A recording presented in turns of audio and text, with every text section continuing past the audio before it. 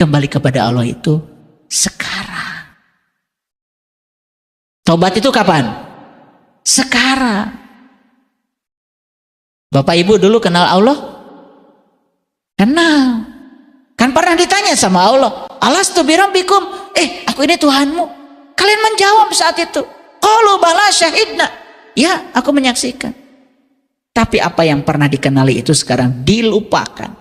Jadi sholat 5 waktu buat apa? Sholat 5 waktu itu adalah momentum untuk memperkuat ingatan kita kepada Allah.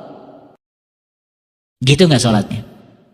Nah, ini Quran Bapak Ibu yang saya sampaikan ini. Saya menyampaikan ini dengan cinta kasih.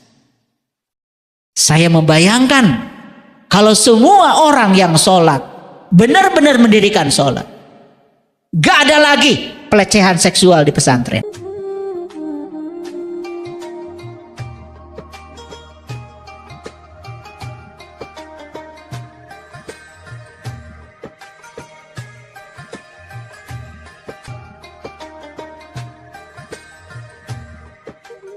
Anugerahi nikmat yang luar biasa. Jadi kembali kepada Allah itu sekarang. Tobat itu kapan? Sekarang. Bapak Ibu dulu kenal Allah? Kenal. Kan pernah ditanya sama Allah, alastu birabbikum, aku ini Tuhanmu. Kalian menjawab saat itu, qalu bala syahidna. Ya, aku menyaksikan. Tapi apa yang pernah dikenali itu sekarang dilupakan. Gak sadar, mabuk. Maka harus kembali lagi. Begitu kembali kepada Allah, jadi kembali lagi kepada diri sejati kita yang sebenarnya. Baru kita akan ingat lagi kepada Allah. Berdiri, duduk, berbaring, tidak ada yang diingat kecuali Allah. Tuh, diberi gelar oleh Allah, gelarnya ulul albab. Jadi siapa orang yang khusyuk itu? Ingat ya, ini Quran. Siapa orang yang khusyuk menurut Quran? Yaitu orang-orang yang meyakini bahwa mereka akan bertemu Tuhannya dan bahwa mereka akan kembali kepadanya. Kapan? Sekarang. Kembali.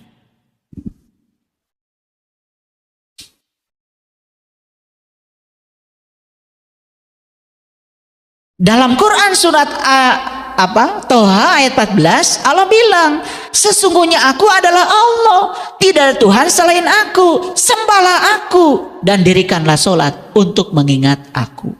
Jadi perintahnya bukan melaksanakan sholat, tapi dirikanlah sholat. Berarti harus apa dulu?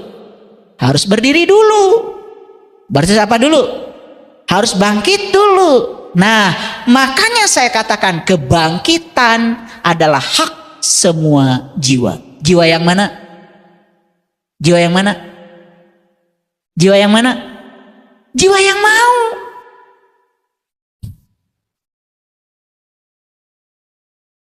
Oke, saya nanya. Gaji itu hak setiap pekerja. Pekerja yang mana?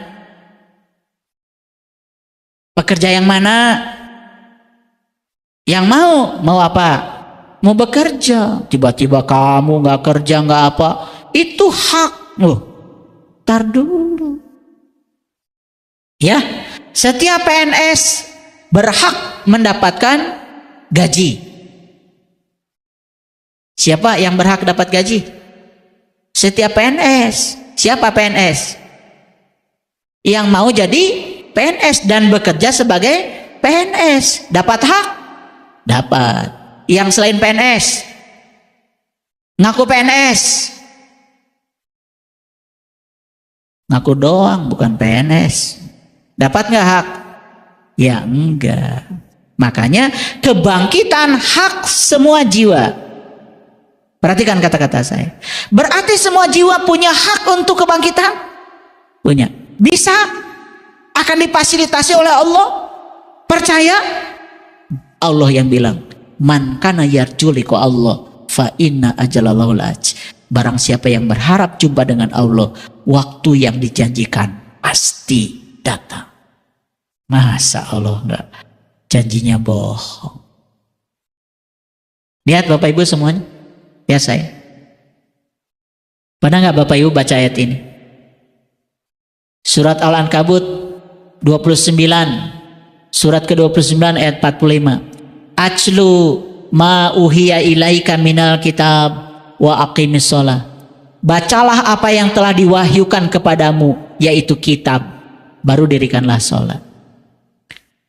Jadi dirikanlah sholat dulu, baca kitab dulu.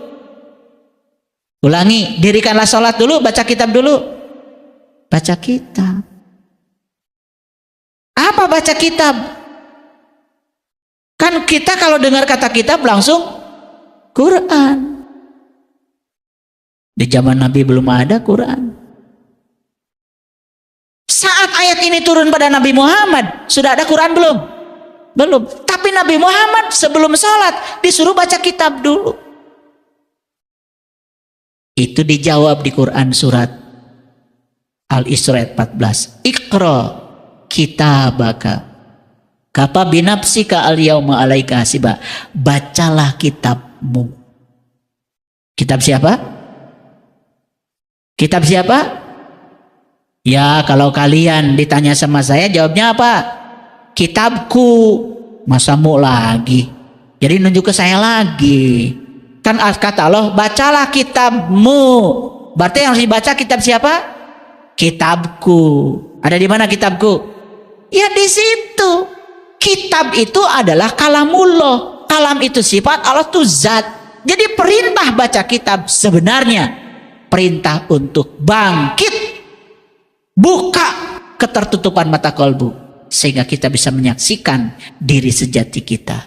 Setelah itu baru dirikanlah sholat. Keren gak ayat ini? Nah, saya mau nanya jujur sama kalian. Kalian selama ini baca kitab dulu, dirikanlah sholat dulu? Jawab dong. Baca kitab dulu, dirikanlah sholat dulu? Enggak dua-duanya. Karena kalau tidak membaca kitab dulu, sholat yang dilakukan bukan didirikan, hanya dilakukan, hanya dilaksanakan.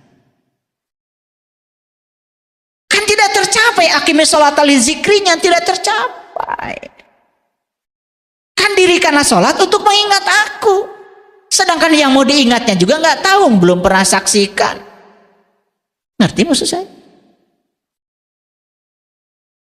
Nah, baru kata-kata Allah. Lihat berikutnya.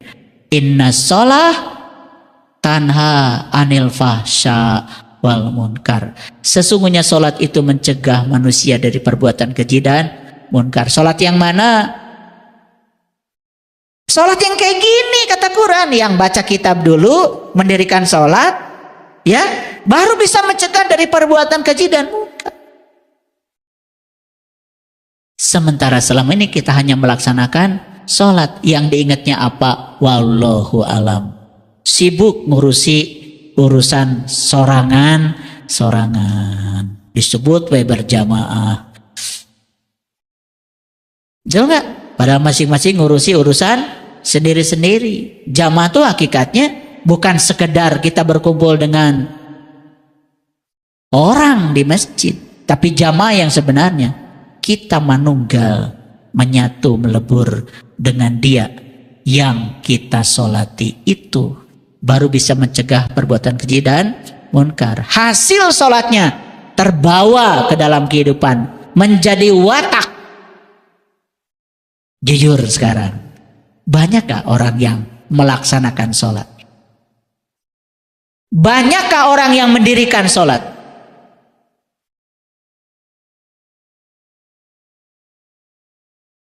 Gitu. Harusnya kalau sudah mendirikan sholat, tidak melakukan perbuatan keji dan munkar. Jadi karena mereka baru melaksanakan sholat, jadilah sholatnya jalan, keji dan munkarnya pun jalan. Paham sampai sini? Masuk akal nggak? Oke, lanjut. Wala zikrullahi akbar.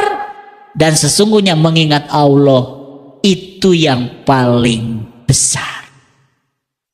Jadi yang paling besar di semesta ini yang mengingat Allah. Kata siapa? Kata Allah. Wala zikrullahi akbar. Wallahu ya'lamu ma tasna'un. Dan Allah mengetahui apa yang kamu kerjakan. Ya sudah. Makanya di dalam Quran ada kata-kata begini. Coba perhatikan. Ini surat Al-Ma'arij. Sesungguhnya manusia diciptakan bersifat keluh kesah lagi kikir. Benar? Benar enggak? Apabila ia ditimpa kesusahan ia berkeluh kesah. Benar enggak? Dan apabila ia mendapatkan kebaikan ia amat kikir. Benar enggak? Illal musallin. Kecuali orang yang sholat. Ini surat Al-Ma'arij ayat 19 sampai 23. Siapa yang sholatnya seperti apa? Di Quran, allazina hum ala sholatihim daimun, yaitu mereka yang sholatnya terus menerus. Kalian sholatnya berapa waktu? 5 waktu. Kata Quran, sholat harus apa? Terus menerus. Pantas. Duhur sholat, habis sholat bicarakan orang. Keburukannya lagi sholat asar tuh. Asar sholat ente. Habis sholat bicarakan orang lagi, belum selesai yang tadi. Betul nggak? Kira-kira maghrib sholat? Sholat. Habis maghrib marah-marah, gak sabaran. Isya sholat? Udah gitu kesel, berantem sama pasangan. Kira-kira subuh sholat? Habis sholat subuh cari nafkah, masuk kantor. Lumayan nih, orang gak tahu. Tilep aja. Itu. Duhur sholat? Sholat. Berapa waktu sholatnya?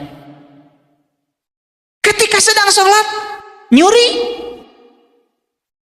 Ngomongin orang?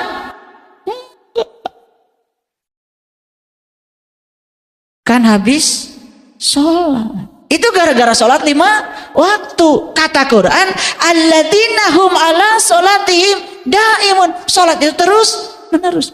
Kalau sholat orang yang berkesadaran, habis duhur sholatnya di bawah sampai ketemu sholat lagi asar.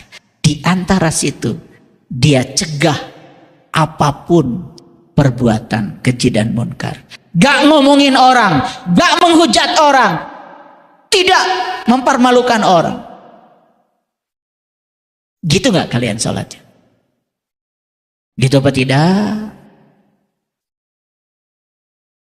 Kalau gak percaya silakan baca Quran surat Al-Ma'arij 19 sampai 23. Jadi sholat 5 waktu buat apa? Sholat 5 waktu itu adalah momentum untuk memperkuat ingatan kita kepada Allah. Maka Nabi Muhammad mengajarkan sholat yang 5 waktu. Tetapi beliau setelah 5 waktu sholat, dibawa watak sholatnya. Sehingga antara duhur dan asar masih sholat. Asar sampai maghrib masih sholat. Maghrib sampai isya masih sholat. Isya sampai subuh masih sholat.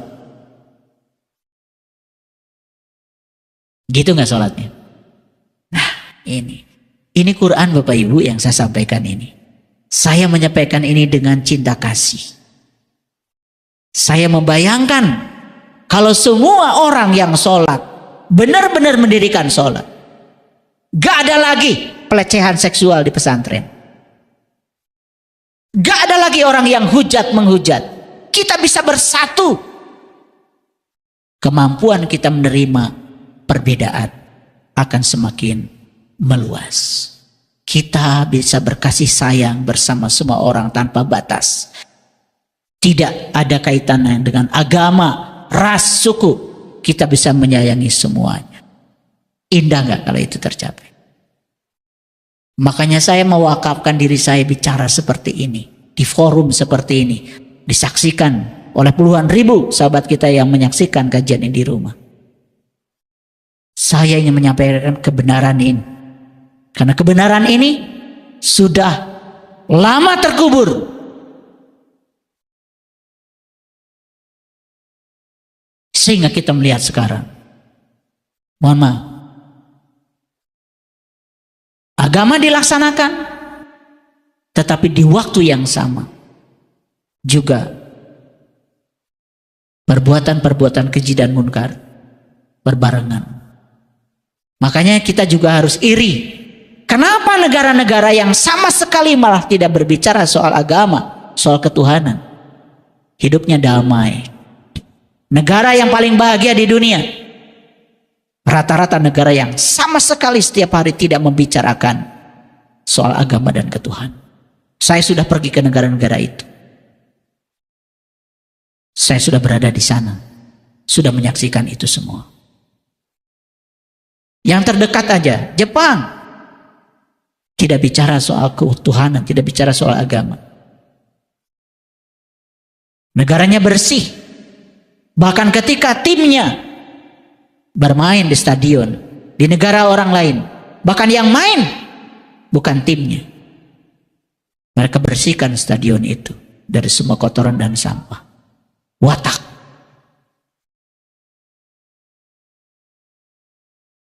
Mohon maaf Bapak Ibu, saya menyaksikan, saya pernah melakukan riset, saya memperhatikan anak-anak yang belajar sekolah agama kalau sore.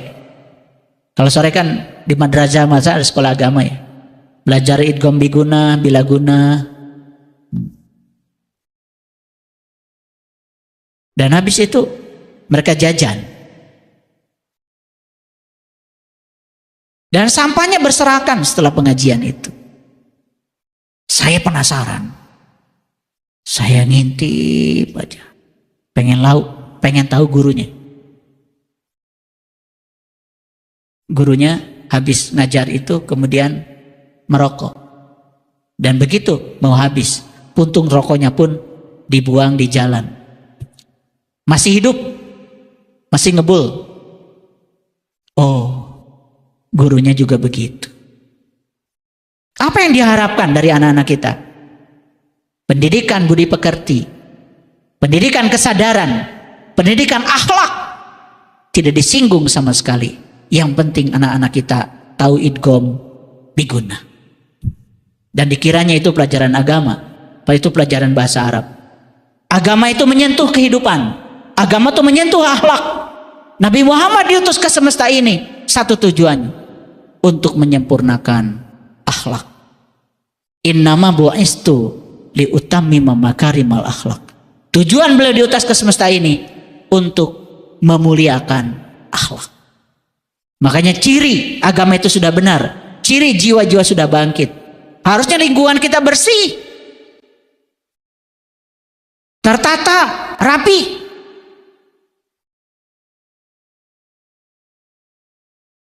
Selokan-selokan penuh dengan sampah. Hanya memindahkan saja sampah dari meja makan ke tempat sampah aja. Perlu pendidikan. Perlu pendidikan kesadaran. Bayangkan Bapak Ibu, mau jadi apa bumi kita ini ke depan? Laut sekarang sudah banyak dengan sampah. Laut titipan untuk anak cucu kita. Luar biasa.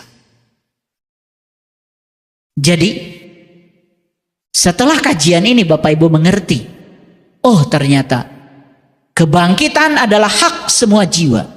Berarti saya punya hak untuk bangkit. Dan ternyata keadilan Allah luar biasa. Setiap jiwa punya hak untuk bangkit. Setiap jiwa punya hak untuk bahagia. Setiap jiwa punya hak untuk sampai kepada Allah. Karena pada akhirnya setiap jiwa akan kembali kepada Allah. Memenuhi ayat innalillahi wa inna ilaihi raji'un.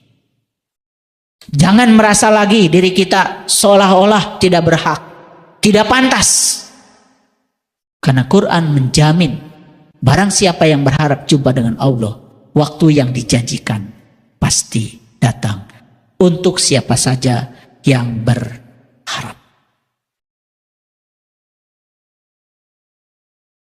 Makanya jangan heran kalau di Quran surat An-Nisa ayat 142 Allah mengatakan, innal munafiqina yukhadi'una Allah wa huwa khadi'uhum wa idza qamu ila shalah qamu kusala yura'unan nas wa la yazkurunallaha illa qalila. Sesungguhnya orang munafik itu menipu Allah dan Allah akan membalas tipuan mereka. Dan apabila mereka berdiri untuk sholat, mereka berdiri dengan malas. Mereka bermaksud ria di hadapan manusia, dan tidaklah mereka mengingat Allah kecuali sedikit sekali. Ayat ini mengisyaratkan kepada kita, orang yang sholat saja, yang malas, yang ria, yang ingat Allahnya sedikit, disebut orang munafik. Apalagi yang tidak sholat. Makanya Allah mengatakan di ayat selanjutnya, innal munafiqina fi darkil asfali